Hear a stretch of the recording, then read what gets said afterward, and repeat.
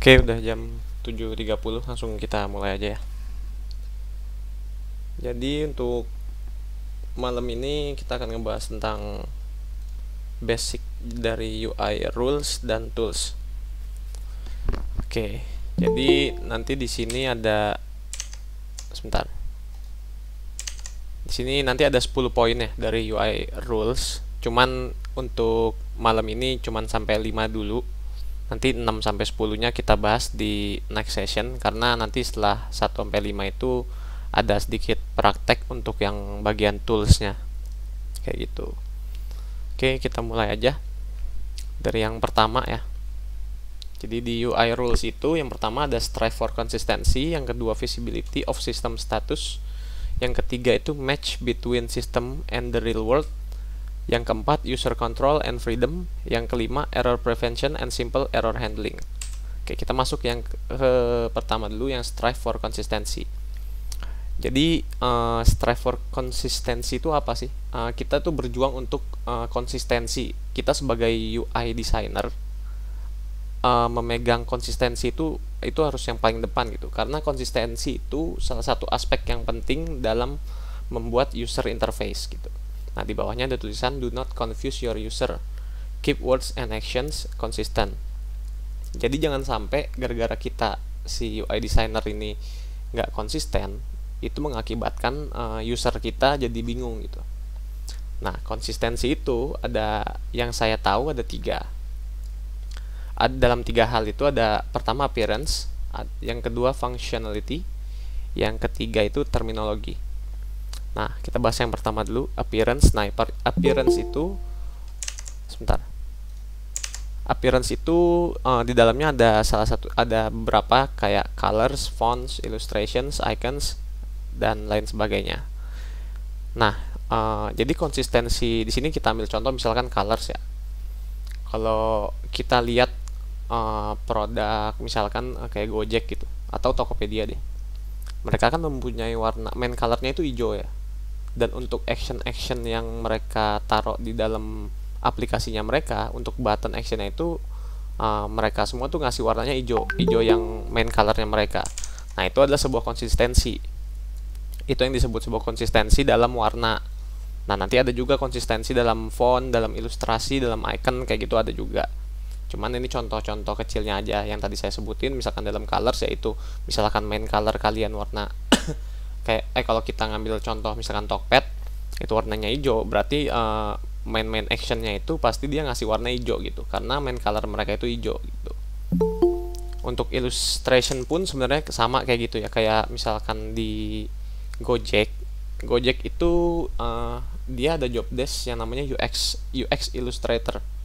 Nah, jadi itu nentuin tuh si UX Illustrator itu nentuin UX untuk si ilustrasi yang mereka gunakan. Makanya mereka semua di Gojek itu selalu konsisten untuk style maupun warnanya.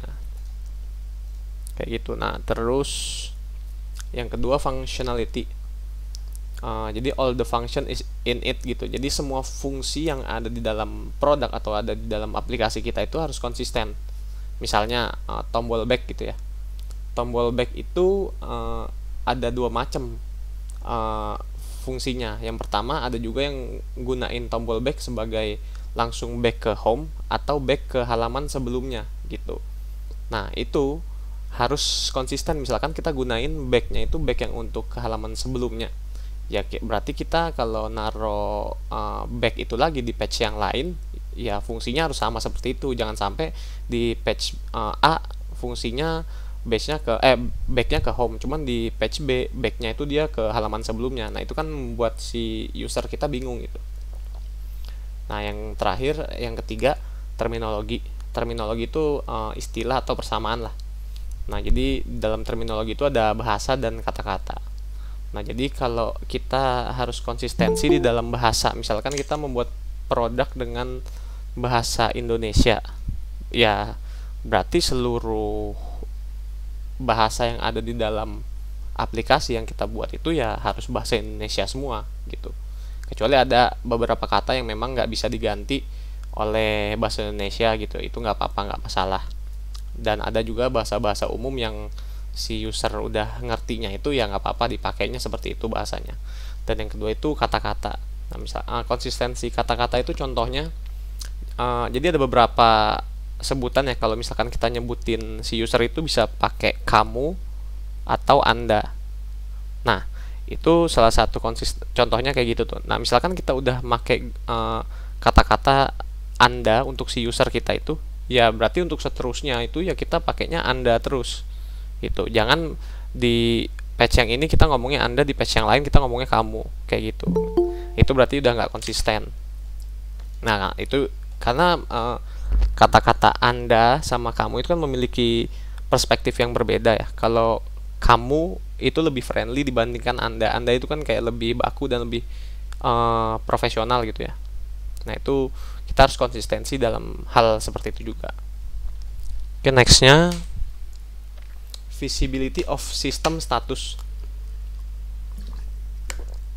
The system should always keep user informed about what is going on.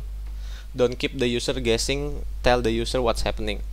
Jadi maksud dari sini itu sistem atau aplikasi yang udah kita desain, yang udah kita buat, sebisa mungkin selalu menjaga user kita itu selalu terinformasi gitu dengan apa yang terjadi.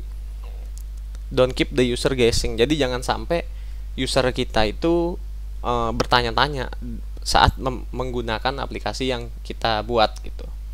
Contoh kecilnya yaitu loading bar. Nah, ini seperti yang ada di gambar ini. Ini kan loading bar nih. Ketika kita nginstal sesuatu, terus kita ngelihat loading bar ini, ditambah lagi ada copywriting di bawahnya, itu kan udah jelas banget ya. Berarti ada progress di situ. Tapi kalau ini hilang, misalkan si copywriting di bawahnya ini hilang, sebenarnya masih bisa kebaca juga karena masih ada loading barnya ini kan. Kita masih bisa ngelihat prosesnya, bisa ngelihat progresnya juga. Berarti kalian lagi sedang install gitu. Nah, coba kalau ini dihilangin semua nih, ini sama ini, kita bingung pasti. Karena nggak ada status apapun gitu, kita jadi bingung, jadi bertanya-tanya, ini gue lagi nginstal, lagi udah jalan apa belum, kayak gitu. Nah, ini aspek yang penting juga gitu. Oke, selanjutnya match between system and the real world. The less the users have to guess, the better. Jadi semakin user kita bertanya-tanyanya besar, berarti semakin jelek gitu. Begitupun kebaliknya, misalkan ketika dia make aplikasi kita, dia lancar-lancar aja, terus nggak banyak bingungnya, nggak banyak bertanya-tanya, berarti desain yang kita buat itu ya sukses gitu, bagus. The system should speak the user's language rather than special system terms. Jadi contoh yang saya ambil di sini itu ada screenshot di yang bawah sini, itu Samsung Pay. Nah, Samsung Pay itu sama lah kayak misalkan kalian buka aplikasi BPJS juga ada kartunya kan di sini. Nah, kan kita megang e-money ini kalau di dunia nyata ya bentuknya seperti itu juga kan. Bentuknya ya seperti kartu ini juga. Nah, kita ngedesain itu di sebuah aplikasi digital ya harus kita samain tuh dengan apa yang ada di dunia nyata, biar experience-nya itu ke user kita ya nyata gitu. Dia merasakan experience yang kalau dia di dunia nyata tuh sama gitu, nggak ada bedanya. Sebisa mungkin dibikin semirip yang ada di dunia nyata gitu. Nah, di sini ada 2 poin, ada grouping of related actions sama well defined option for the next step. Sebentar, ini banyak yang masuk tiba-tiba. Oke. Grouping of related actions itu maksudnya contohnya gini. Ketika kita kita buka aplikasi misalkan Tokopedia atau apapun itu, ketika kita ngelihat navigation barnya di bawah, itu kan ada akun atau profile atau apapun itu. Ketika kita ngelihat itu, kita bisa melakukan action, yaitu merubah alamat, merubah profile apa segala macam, karena itu dalam related action, di grouping menjadi related action. Nah, yang kedua itu well defined options for the next step. Jadi kita harus ngedefine sebaik mungkin opsi-opsi untuk step kedepannya gitu. Nah, kita ambil contoh misalkan di dunia nyata kita berobat gitu ke dokter ya, ke rumah sakit. Nah itu kan stepnya udah jelas ya, kita sebelum berobat itu ya ada pendaftaran dulu, terus kita dicek dulu rekam medisnya seperti apa, nanti dicek jadwal dokternya bisanya kapan, baru berobat. Nah sama kalau kita ngedesain seperti itu, kita terapkan di aplikasi digital, ya kita harus menyamakan hal-hal seperti itu yang ada di dunia nyata gitu. Jadi between system and the real world itu harus memang match gitu, jangan sampai berbeda ya, walaupun nanti nemu case yang dimana kita nggak bisa samain banget nih dengan yang ada di real world gitu, yaitu nggak masalah, cuma nanti harus diiterasi ulang lagi kalau seperti itu kan, tergantung timnya gimana, tergantung dari product ownernya maunya gimana. Nah selanjutnya itu user control and freedom in applications. This refers to the undo and redo functionality. Nah, jadi kita harus ngasih kontrol dan freedom kepada user kita gitu. Ini gunanya saat apa sih? Nah, saat misalkan di sini ada contoh ya pakai form. Nah, ada 2 poin nih. No interference with workflow. Jadi kita jangan ngeganggu workflow itu. Misalkan kita lagi ngisi form ini ya. Ketika ngisi form kan kalau kita di dunia nyata itu ya kita ngisi fokus ya ngisi si formnya kan, kita jangan sampai diganggu oleh hal-hal apapun gitu. Nah begitupun di aplikasi digital, ketika kita ngisi form segala macam ya kita kasih kebebasan untuk si user itu mau back mau lanjut atau gimana ya biarin, itu terserah mereka, yang penting kita jangan ngeganggu workflownya mereka kayak gitu. Makanya di sini kita kasih tombol back, tombol next kan. Di sini juga ada back. Nah, ini juga nanti kita omongin lagi nih. Nah, ini ada single action undo and action history. Nah, ini gunanya ketika kita misalkan ada form tuh kan yang ada progresnya kayak gini nih. Form kan ada yang beberapa macam tuh. Ada misalkan section A, section B, section C. Ketika kita sampai section B, terus button backnya cuma 1 di sini, ya kemungkinan ya si backnya ini ngarahnya ke section sebelumnya gitu. Tapi misalkan di sini ada 2 tombol back, ini masuk tiba-tiba terus. Nah, ketika ada 2 tombol back, berarti yang back yang ini kita tahu ini backnya tuh ke sebelum yang ini, dan ini adalah back ke halaman sebelumnya gitu, bukan halaman yang di form ini gitu ya. Jadi seperti itu. Jadi kita harus memberikan kontrol dan freedom kepada si user gitu. Jadi user jangan sampai dikekang oleh kita, misalkan dia lagi ngisi form apa segala macam terus dia nggak sengaja pencet tombol back yang atas ini terus ngisi dari ulang lagi. Itu kan pasti sebel ya. Karena ngisinya belum tentu pendek-pendek gitu. Ada aja yang panjang, misalkan ngisi alamat, ngisi nomor telepon apa segala macam kayak gitu. Terus selanjutnya error prevention and simple error handling. User had errors and even more so had the feeling that they themselves have done something wrong. Jadi error prevention ini pencegahan error ya, pencegahan error dan ngehandle error-error yang sederhana gitu. Nah ini ada 4 poin sebenarnya. Jadi error prevention over error correction. Jadi lebih baik kita mencegah daripada mengkoreksinya. Kok ini nggak ada gambarnya? Sebentar.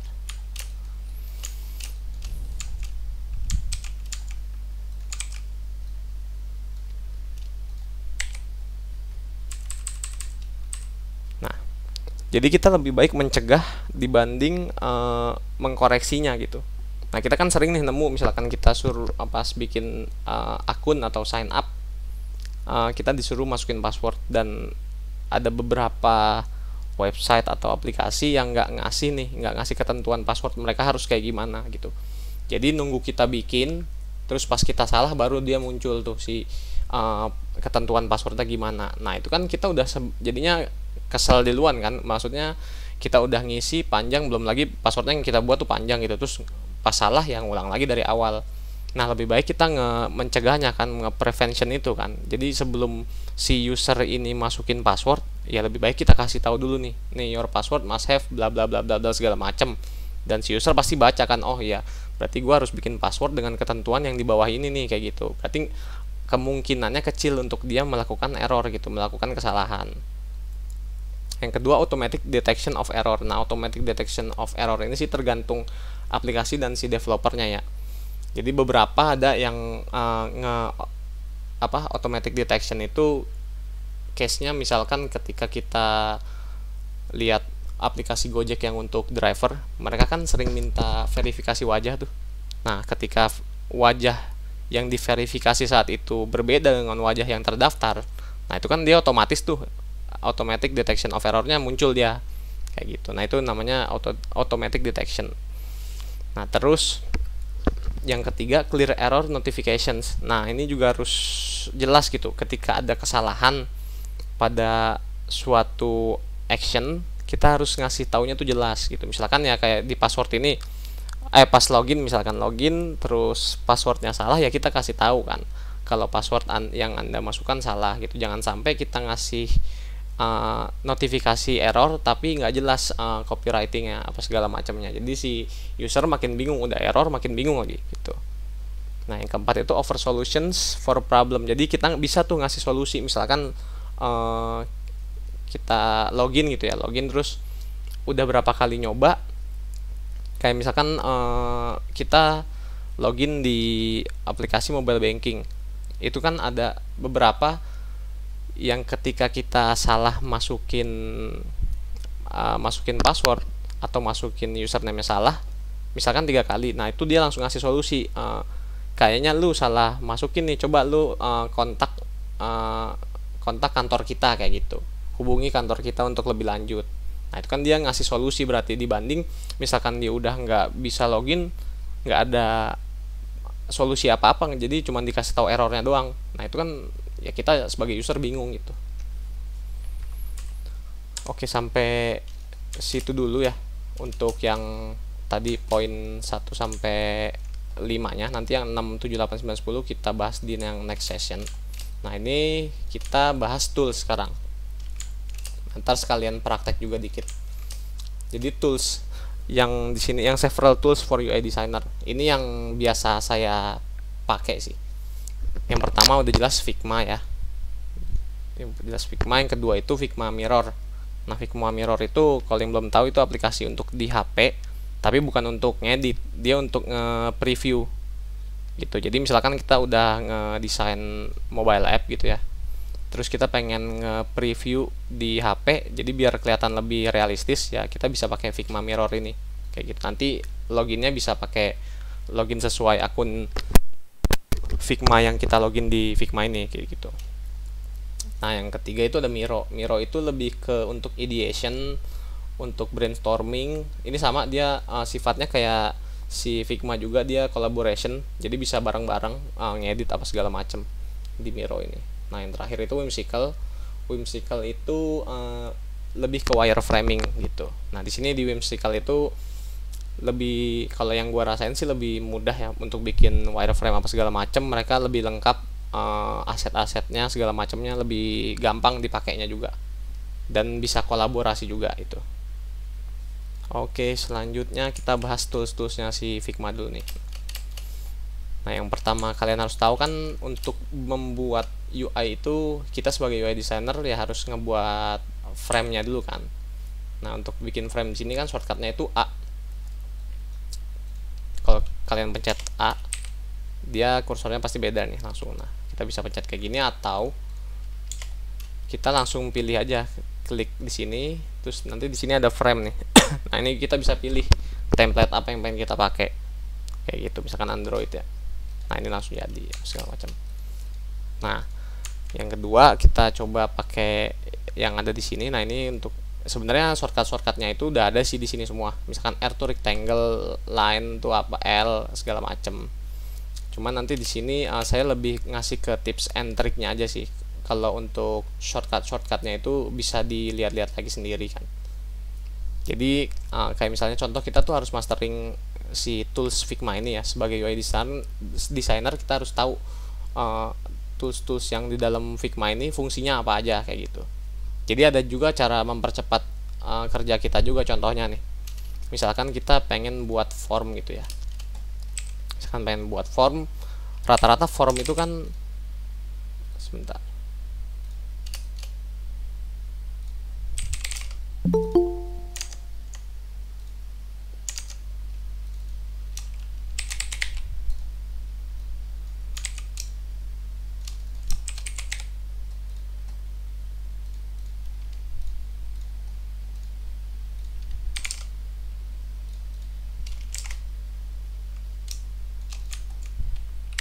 Nah, rata-rata form kan bentuknya kayak gini nih. Nah, dibanding kita bikin kayak gini, nanti misalkan kita pengen pengen geser gitu ya, pengen geser terus kesininya kurang, kita ntar geser satu-satu kayak gini. Dibanding bikin kayak gitu, jadi ada cara cepatnya gitu. Misalkan kita buat lagi frame 1 gitu ya, dengan lebar yang sama dengan si frame ini. Atau bisa misalkan kalian biasa pakai margin di 16, itu si lebarnya 328. Nah, ini marginnya dia nanti kiri kanannya 16. Kalau bisa dilihat sini tuh 16 kiri kanannya. Oke, nah terus kita bisa masukin si ininya ya. Nah, cara gampangnya untuk bikin si divider ini, misalkan ini kan nanti kan kayak gini nih kalau form tuh. Nah, cara gampangnya biar cepet ya, ini untuk mempercepat proses kerja kita juga, kita bisa pakai efek di sini nih. Nah, efeknya itu kita kasih inner shadow. Oke. Nah, ini ntar kita atur di sini, blurnya kita bikin 0. Ininya kita bikin -1. Kayak gitu. Nah, ininya untuk warnanya sih terserah, sesuai desain sistem kalian aja. Nah, kalau kita masukin ke sini, nah dia jadi kan. Nah, ini mau kita geser kayak gini, dia ngikut terus tuh. Kalau kayak misalkan ini kita tadinya bikinnya pendek tuh, terus kita grouping, terus kita pengen ketika pengen panjangin kan semuanya ngikut panjang, ini juga nih.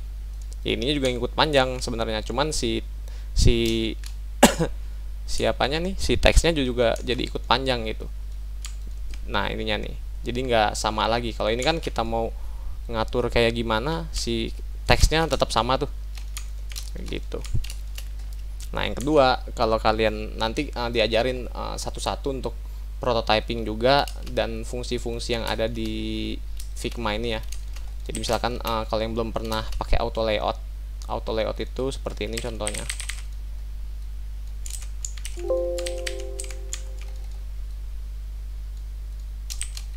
Nih, ini namanya auto layout.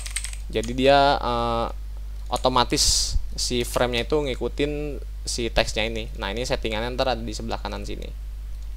Nah, jadi yang belum tahu gimana caranya pakai auto layout, jadi pertama kita harus buat frame-nya dulu nih. Pertama harus buat frame-nya. Yang kedua, ya kita bisa kasih teks di dalamnya. Misalkan kita di sini mau buat label ya, label button kayak gitu. Nah, kita klik nih si frame-nya. Untuk shortcutnya itu Shift A. Nah, ini dia udah jadi auto layout. Yang nandain dia jadi auto layout itu ada di sebelah kiri sini nih. Nih, ikonnya udah beda. Kalau auto layout kayak gini dia. Nah, cara nyetingnya itu ada di sebelah kanan sini nih, di bagian auto layout ini. Nah, kalau ini adalah horizontal direction. Jadi ketika kita nambah si teksnya lagi gitu ya, kita duplicate, dia nambahnya ke kanan gitu. Kalau kita rubah jadi ke bawah, nah dia ininya ke bawah nambahnya kayak gitu. Nah, terus settingan selanjutnya ini adalah spacing between itemsnya. Jadi si label ini sama label yang ini kan ada jaraknya nih. Kalau kita lihat dia 10 kan, dia 10. Nah, cara nyetingnya itu ada di sini. Ini kita bisa rubah misalkan jadi 0. Nah, ini jadinya dia nggak jaraknya 0 ke sini kan. Begitupun kita misalkan mau atur lagi jaraknya jadi 8, dia ada 8 tuh. Nah, terus kita bisa ngatur ininya nih. Nah, ini posisinya nih, posisi si item yang ada di dalam. Kalau ini kan pojok kiri atas nih. Kalau kita tarik ini, nah dia tetap di misalkan 1 ya. Nah, dia kan pojok kiri atas terus tuh. Kalau kita taruh sini, dia ke kiri tengah. Ini kalau ini center kayak gitu. Nah, terus cara ngaturnya lagi, ini misalkan kita konten. Nah, mau ngatur padding atas bawah kiri kanan di frame yang ini, yaitu klik yang ini lagi nih. Nah, ini ada di sini top padding, bottom padding. Misalkan di sini kita atur jadi 8 gitu ya. Nah, itu langsung ikutin dia tuh. Nah, Ini juga misalkan kiri kanannya 16, kiri kanannya 16 nih. Nah, kalau udah kayak gini, kita mau ngetik kayak apapun ya dia si frame-nya bakal ngikut terus. Kecuali kita ganti si settingan hak kontennya ini jadi fix. Kalau udah fix gini, dia nggak gerak. Jadi kayak gitu. Nah, ini untuk auto layout kurang lebih seperti itu. Nanti kita bisa dalemin lagi di next session. Ini cuman ngasih tahu beberapa shortcut-shortcutnya aja sama ngegunainnya gimana. Sama di sini mau ngasih tahu juga untuk yang prototyping. Sebentar. Prototyping. Oh, ini dia.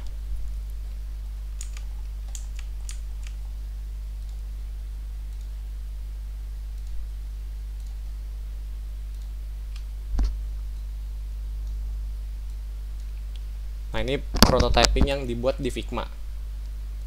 Nah, ini nanti bisa bikin kayak gini, nanti diajarin juga satu-satu. Nah, ini bisa ada action-action kayak gini, itu dibuatnya awalnya tuh seperti ini. Jadi nggak langsung dibuat di depan gitu. Kita buat dulu belakangnya. Nah, ini kalau kita lihat prototype-nya di sini satu-satu nih kita udah prototyping dulu, kayak dari sini ke sini itu ngasih efek yang tadi tuh. Misalkan kita ini, nah itu dia ngebesar.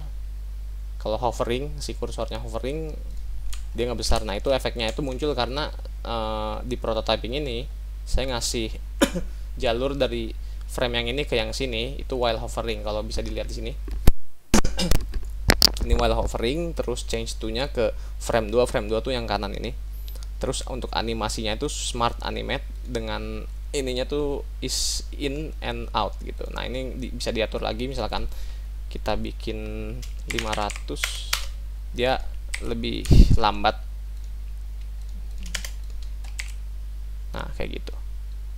Kalau tadi kan 150 tuh ms-nya. Sekarang kayak gini.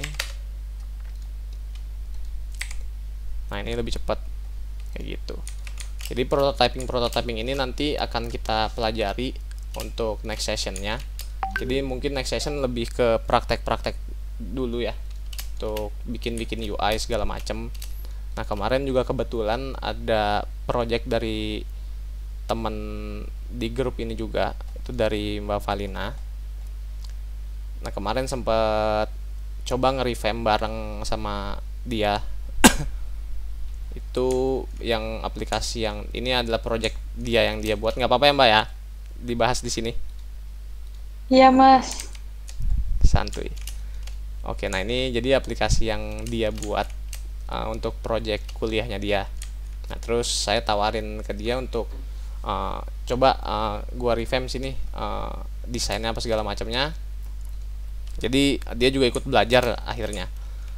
Kayak gitu. Nah, nanti mungkin kedepannya bisa juga nih kita kolaborasi bareng, misalkan ada project atau portofolio yang sedang dikerjakan, mau kita evaluasi bareng, mau kita revamp bareng, boleh aja, tinggal kasih tahu ke saya aja kayak gitu. Nah, ini hasilnya misalkan kalau kalian lihat kan di sini udah beda ya. Nah, ini di sini saya coba ngerapihin, di sini saya coba ngasih rule-rule yang ada di UI. Kayak misalkan nah ini nih konsistensi tadi yang tadi udah saya jelasin di awal. Konsistensi itu kan penting ya. Kayak misalkan ininya dia nggunain rectangle dengan corner radiusnya tuh segini kan, tapi si buttonnya dia pakainya full roundness kayak gini. Nah, itu kan udah nggak konsisten tuh. Kalau kita lihat yang versi barunya itu ya kita ngegunainnya konsisten gitu. Misalkan si roundnessnya itu ya 14 ya, kita juga di sini gunainnya 8. Nah, berarti nggak full kan, nggak full round kayak gini, seperti itu.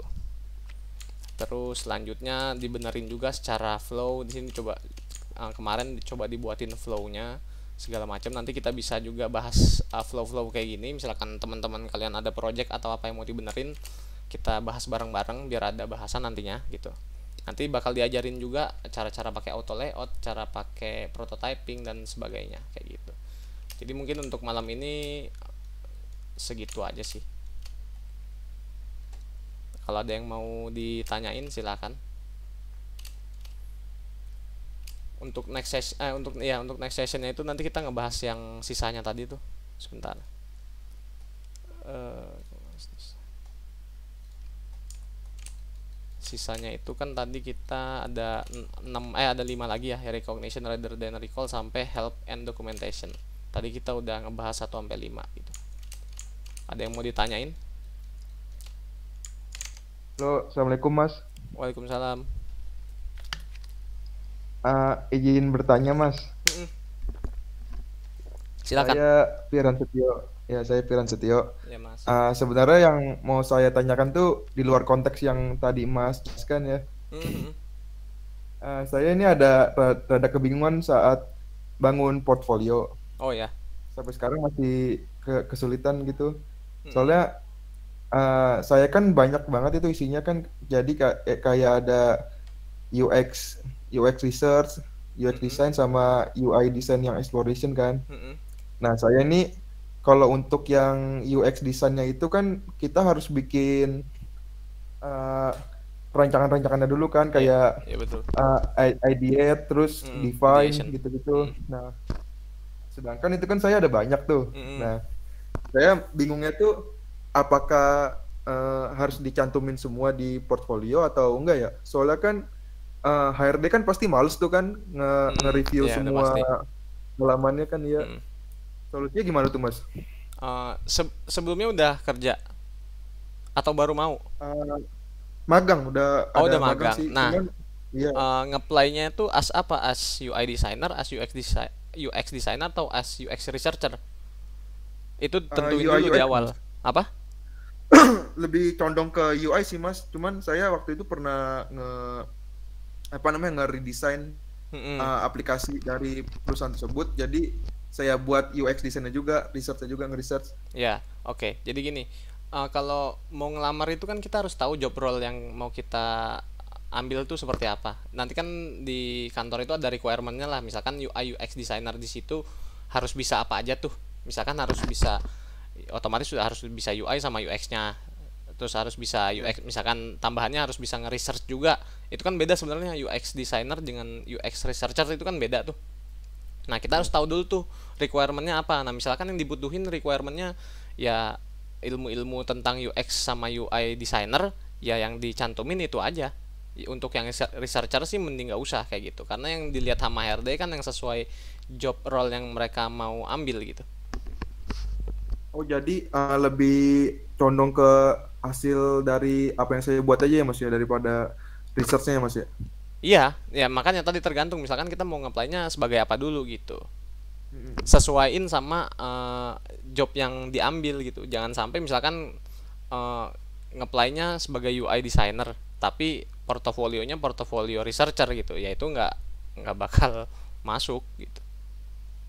Tapi kalau misalnya kita gabungin gitu Mas, daripada dibuat terpisah gimana Mas? Kalau misalnya saya mau nge-apply UX designer, jadi saya juga ada di situ, saya cantumin hasil UI saya juga gitu, eksplorasinya. Nah, itu bisa juga kan, misalkan kita bikin portofolio ya. Dalam portofolio itu kan bisa kita lengkapin tuh. Ada UI-nya yang kita explore, ada UX-nya yang kita coba buat, dan ada research-nya yang coba kita cari gitu kan. Nah, itu kan bisa dijadiin satu. Nah, maksudnya solusinya tuh alangkah lebih baiknya dicantumin semua atau dipilih yang bagus? Ya nggak apa-apa. Kalau menurut saya sih lebih bagus, lebih lengkap ya lebih bagus. Berarti kan si HRD bisa ngelihat potensi Mas Firhan ini ya, berarti nggak cuma di 1 atau 2 bidang doang gitu. Saya rada ini semua soalnya kemarin tuh banyak yang bilang HRD tuh nggak mau kalau misalnya portfolio tuh halaman banyak, biasanya males nge-reviewnya juga. Ya, katanya. misalkan halamannya kebanyakan ya solusinya coba lebih ringkasin lagi. Ambil yang pentingnya aja. Misalkan dalam UX research itu kan ada banyak metodenya tuh. Nah, itu nggak usah semuanya dimasukin, ambil yang bagian pentingnya aja kayak gitu. Yang menyangkut ke eksplorasi si UI desainnya itu gitu. Ya. Kayak gitu. Jadi memang nggak harus full lengkap. Misalkan kita udah ngerjain, nggak harus full banget kita ngasih ke mereka. Yang penting kan poin-poin pentingnya aja gitu. Iya. Kalau misalnya gini Mas, saya kan nge-posting di Medium juga ya. Apa kalau misalnya kasih link gitu, ini enggak ya Mas ya? Maksudnya sopan nggak gitu ya Mas? Oh, Saya juga kalau masih kalau linknya memang website pribadi sih nggak masalah ya. Kecuali kalau untuk itu kan kalau Medium masuknya ke artikel kan. iya iya. Itu sih kayaknya sih kurang sopan, nggak tahu deh. Kalau nggak pernah nyoba sih kayak gitu. Oh ya, baik-baik Mas, baik Mas. Oke. Mungkin saya pikir-pikir lagi nanti gimana baiknya. Iya. Ya, makasih ya Mas Heri. Ya, sama-sama Mas Firhan. Ada lagi yang mau bertanya terkait tools Figma atau yang tadi udah dibahas? Tadi kan kita ngebahas ini nih. Konsistensi, visibility of system status, match between system and the real world, user control and freedom, error prevention. Ada 2. Ada 5 poin. Ada yang mau ditanyain dari sini? Halo Mas, Oh Septe. iya. Iya, Mas. Mas, saya ingin tanya untuk konsistensi dalam Fonses itu gimana ya Mas? Misalkan H1 di Figma, H2 gimana? Apa gimana, Mas? Font. Konsistensi di mana? Fonses. Oh, font size segala macam. Itu masuknya ke desain sistem tadi maksudnya ya. Oh iya, Ya, itu gimana tuh Mas? Untuk diatur di Figma. sebenarnya desain sistem itu kan hasil dari tim desain yang ada di kantor tersebut ya. Jadi kita udah nentuin tuh sebelum ngedesain harus ada desain sistemnya kan. Nah, untuk font size apa segala macam sebenarnya ya kita pun pakai acuan-acuan yang udah ada gitu, yang ya misalkan kita tinggal ngelihat ke Google gitu, material Google desainnya itu kan udah pasti bener lah, mereka udah nge-research duluan tanpa harus kita mikirin lagi, ya mending kita pakai acuan-acuan yang udah ada gitu sih. Oh gitu. Jadi kita udah siapin dari awal gitu ya? Iya betul. Nah, untuk misalkan color, pengen bikin text, konsistensi gitu ya. kayak gitu. Oh iya. Oke, terima kasih Mas. Ya sama-sama. Mas Hilmi mau bertanya? Ada lagi yang mau bertanya? Assalamualaikum Mas. Mau Waalaikumsalam. bertanya. Sebenarnya mau bertanya seputar Figma. Silakan. Jadi saya tuh ada rencana mau ngambil tugas akhir kuliah tuh nanti produknya membuat prototipe aplikasi pembelajaran. Nah, aplikasi pembelajaran ini lebih ke kayak game lah buat anak SD kayak gitu. Jadi ada belajar sambil bermain kayak gitu. Nah, apakah Figma bisa membuat sampai sejauh itu ya, sampai membuat game gitu, bikin prototipe? Ya, sebenarnya sih bisa aja kalau dilihat dari contoh yang ini ya. Ini kan kalau dilihat di sini ada skor nih, saya pura-pura tulis skor, terus misalkan saya pilih yang benar, dia skornya nambah 1 kan. Terus next, ketika saya pilih yang benar lagi nambah 2, ya gitulah seterusnya. Cuman bisa, cuman logiknya itu kayaknya agak makin ribet jadinya kalau misalkan kita lihat di sini. Nah, ini untuk bikin 3 pertanyaan nih. Ini kan 3 pertanyaan saya nih. Ini totalnya segini. Nah, ini untuk 3 pertanyaan si prototypingnya tuh segini gitu.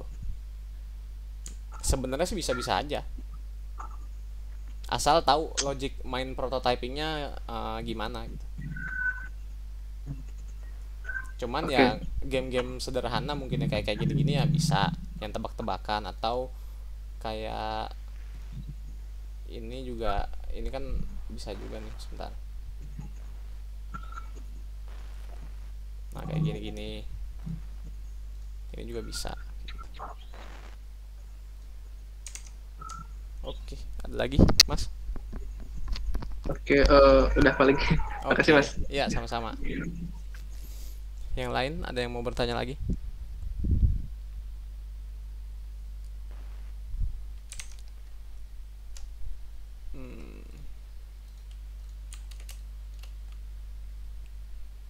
Atau udah jelas semua?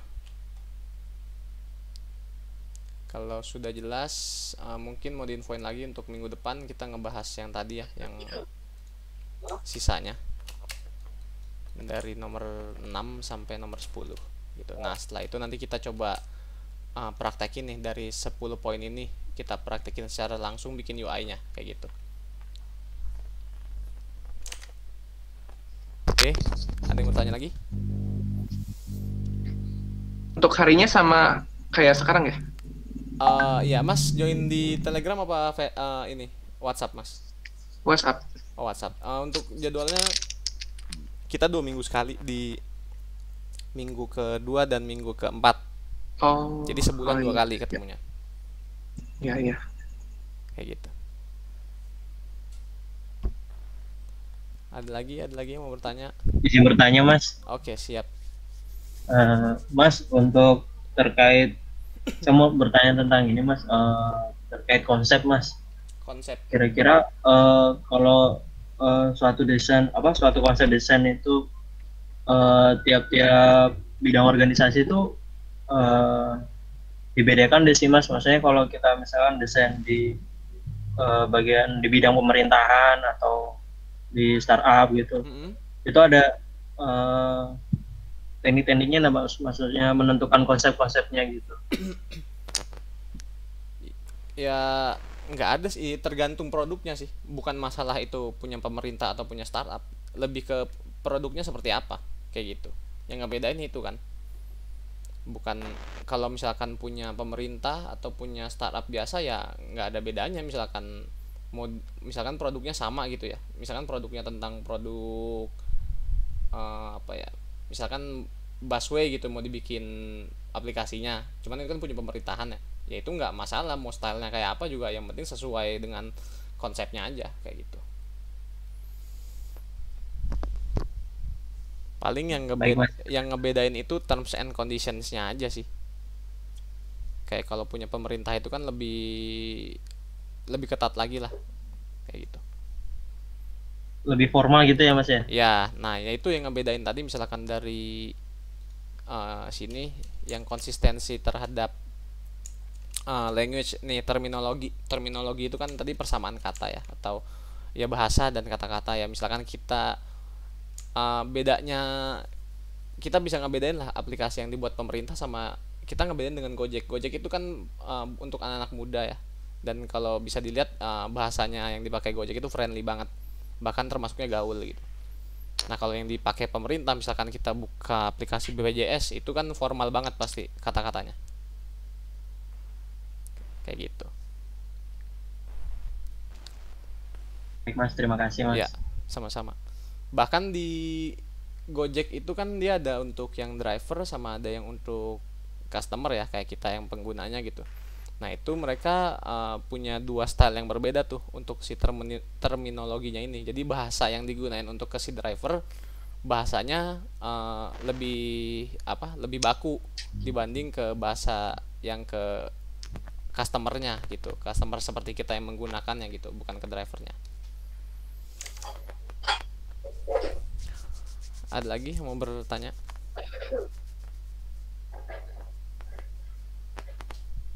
Tahu ada yang mau ngasih masukan untuk next session, mau ditambahin materi apa? Kalau dari saya minggu depan next session itu yang tadi dibilang ngelanjutin yang ini 6, 7, 8, 9, 10, sama nanti kita praktekin nih dari 1 sampai 10 secara UI-nya tuh kayak gimana kayak gitu. Oke, kalau nggak ada yang bertanya lagi mungkin tutup aja ya. Terima kasih. Mas, masih ada. satu lagi. Oke, nggak apa-apa. Mas mau tanya, untuk tipografi itu masuknya ke sisi UX atau gimana? Tipografi atau sisi, iya. Kalau untuk tipografi masuknya ke UI. Oh, masuknya ke UI. Iya, berarti masuknya ke untuk UI. Kalau copywriting baru masuknya ke UX. Gitu. Cara ngebedainnya ya, Mas? Kalau tipografi kan terkait dengan visualnya kan, berarti masuknya itu ke UI gitu, lebih ke UI. Kalau copywriting ya memang sama, font-font juga, tulisan-tulisan juga, cuman kan lebih mikir ke sisi usernya kalau copywriting. Makanya ada namanya UX writer gitu kan, cuman nggak ada UX typography, itu nggak ada kan. Makanya tipografi itu lebih ke UI. Ya Mas, makasih Mas. Oke, sama-sama. Ada lagi yang mau bertanya? Mbak Valina nggak mau bertanya? Belum kepikiran, Mas. Apa-apa? Belum kepikiran. Mau nanya apa? Belum kepikiran. Oh, belum kepikiran. Kirain ngomong apa, kecil banget suaranya soalnya. Kepikiran, Mas. Iya, Mas. Yang lain kalau nggak ada tutup aja nih ya. Berarti. Oke, berarti terima kasih untuk yang udah ada. Mas Septe mau nanya lagi? Iya, udah Mas. Oh, udah. Oke. Ya. Mungkin Nggak ada ya lagi. 2 kali pertemuan ini belum banyak praktek karena masih banyak yang harus dibahas dulu secara teori ya. Ya, nggak apa-apa Mas. Jadi nanti Penting mungkin, iya, makanya daripada praktek salah mending teorinya dulu lah dipahamin gitu. Cuman kadang ada orang nggak sabaran pengennya bawanya praktek aja gitu. Oke, jadi diingat lagi ya, berarti 2 minggu dari sekarang nanti ada lagi online session seperti ini. Terus nanti kita ngelanjutin yang UI rules ini, sekalian kita praktekin secara UI-nya tuh gimana gitu. Cara buatnya juga gimana. Oke, terima kasih ya teman-teman yang udah datang, semuanya yang udah bertanya, terima kasih banyak juga. Semoga sehat-sehat semuanya. Semoga kita masih dipertemukan lagi di session-session berikutnya. Assalamualaikum. Waalaikumsalam.